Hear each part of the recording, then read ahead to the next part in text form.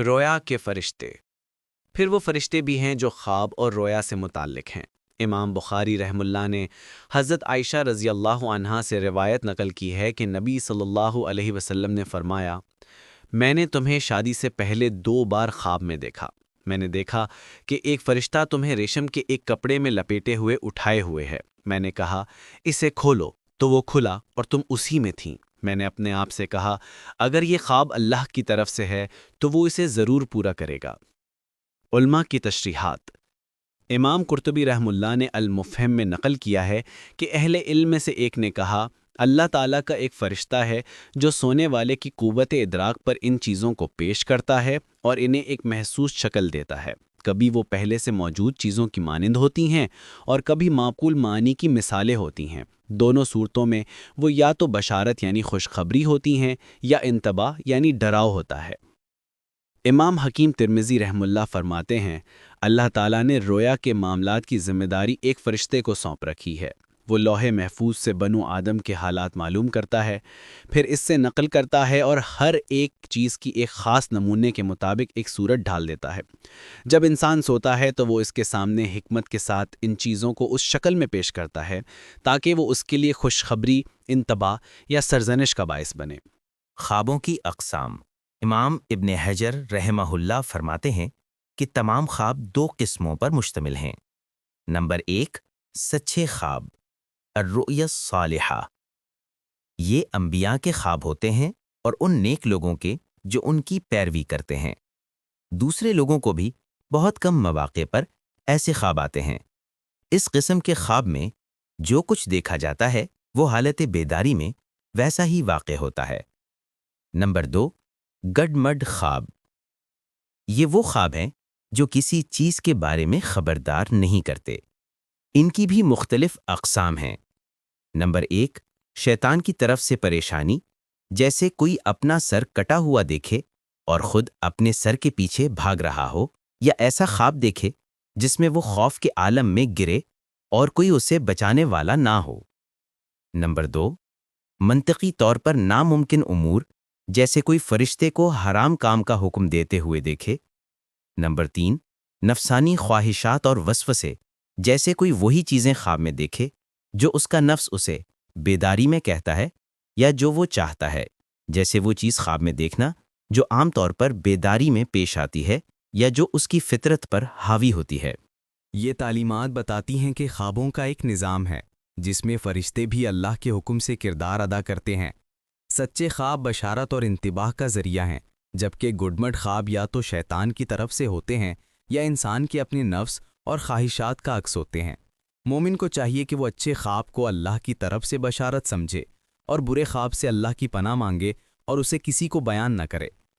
فرشتوں کے مختلف ظاہری روپ۔ فرشتے اپنی حقیقی شکل کے علاوہ دوسری شکلیں بھی اختیار کر سکتے ہیں اور جو بھی عمدہ شکل چاہیں اس میں ظاہر ہو سکتے ہیں۔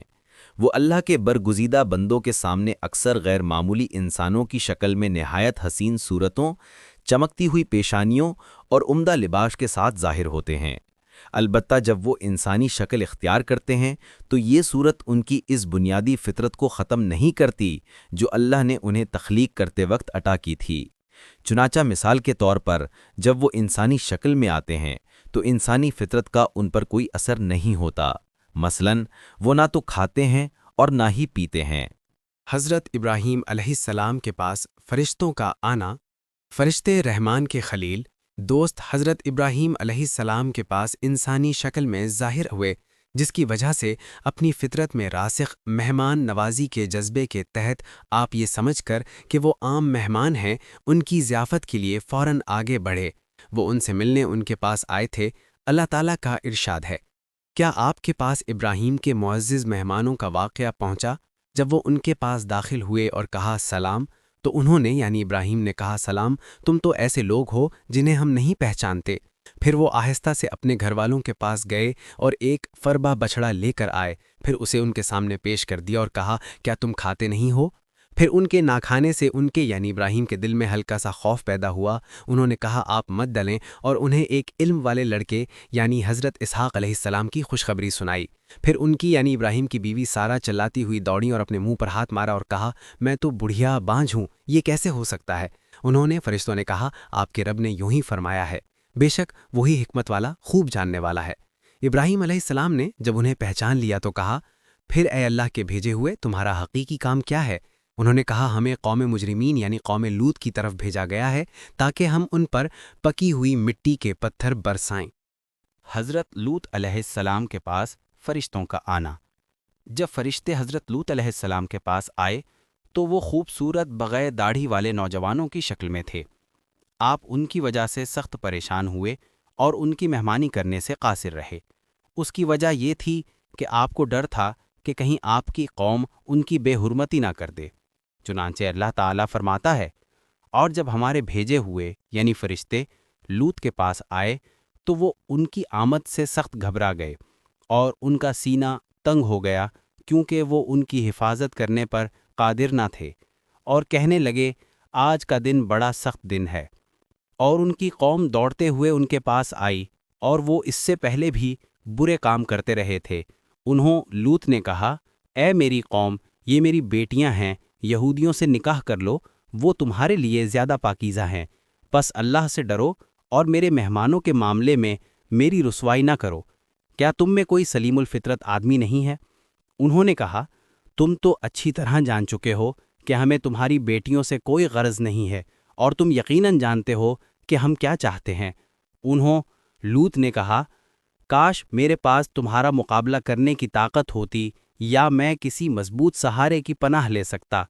تب ان مہمانوں یعنی فرشتوں نے کہا اے لوط، بے شک ہیں تیرے رب کے بھیجے ہوئے، یہ لوگ ہرگز تیرے پاس نہیں پہنچ سکیں گے، پس تو رات کے کسی حصے میں اپنے گھر والوں کو لے کر نکل جا، اور تم میں سے کوئی شہر کی طرف مڑ کر نہ دیکھے سوائے تیری بیوی کے کہ اس پر بھی وہی کچھ گزرے گا جو ان پر گزرے گا۔ بے شک ان کا مقررہ وقت صبح ہے، اور کیا صبح قریب نہیں ہے؟